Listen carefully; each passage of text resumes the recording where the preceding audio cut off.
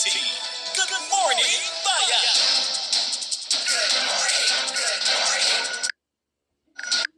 Saya katakan so fast ya sebenarnya sepakat. Nanti di alam berkurang sedikit. Ketika sekarang di Betleh di 2025, di kedepankan di kita ko balik banyak dan satu tekai. Asalkan amin di sana di bisa kada di sudi di pado. Nada kebayaan kepakat sisi dan kau sepis piji susu dan sisi pokok speaker ko sa bapo ko. Sili so kesakan ng poli di calong sa patong live ko kaya alo ko nag-stage ko lesiway. Dahil kasi ko di kumbaga, sa kapo, kiki di calong sa patong sa buong Pilipinas.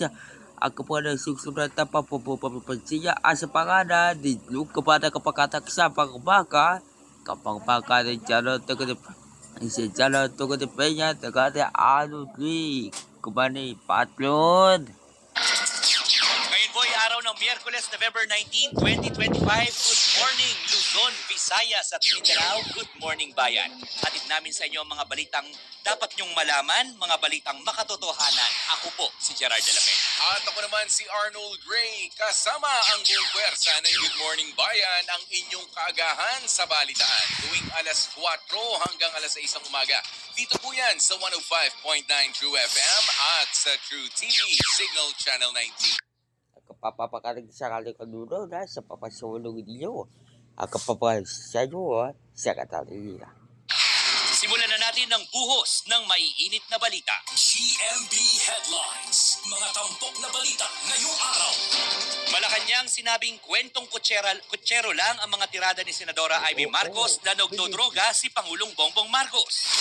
House Majority Leader Congressman Sandro Marcos dismayado sa tiyahing si Senadora Amy. Hindi raw asal ng tunay na kapatid ang ginawa ng senadora. Dating Congressman Saldico at iba pang opisyal ng DPWH Mimaropa kinasuhan na sa Sandigan Bayan kaugnay ng anomalya sa flood control project. House Speaker Boji D pinauuwi si Zaldico at para makapanumpa kasunod ng mga akusasyon nito, bibigyan din daw si Ko ng proteksyon.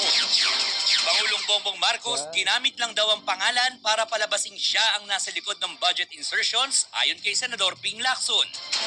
Rally ng mga retiradong general iniimbestigahan kung pinondohan abroad.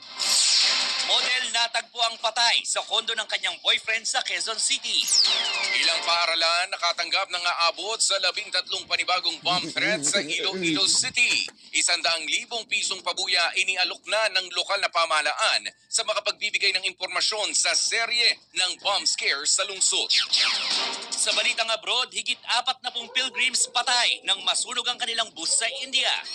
Sa sports balita, Philippine men's football team nasungkit ang panalo kontra Maldives sa Asian Cup qualifiers.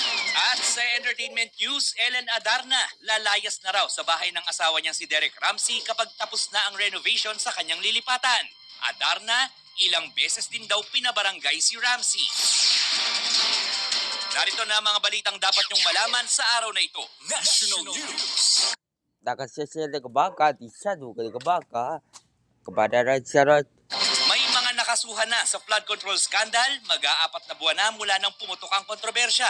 Kabilang sa mga buwena-manong kinasuhan ang dating kongresistang si Zaldico. Narito ang report ni JC Cosico.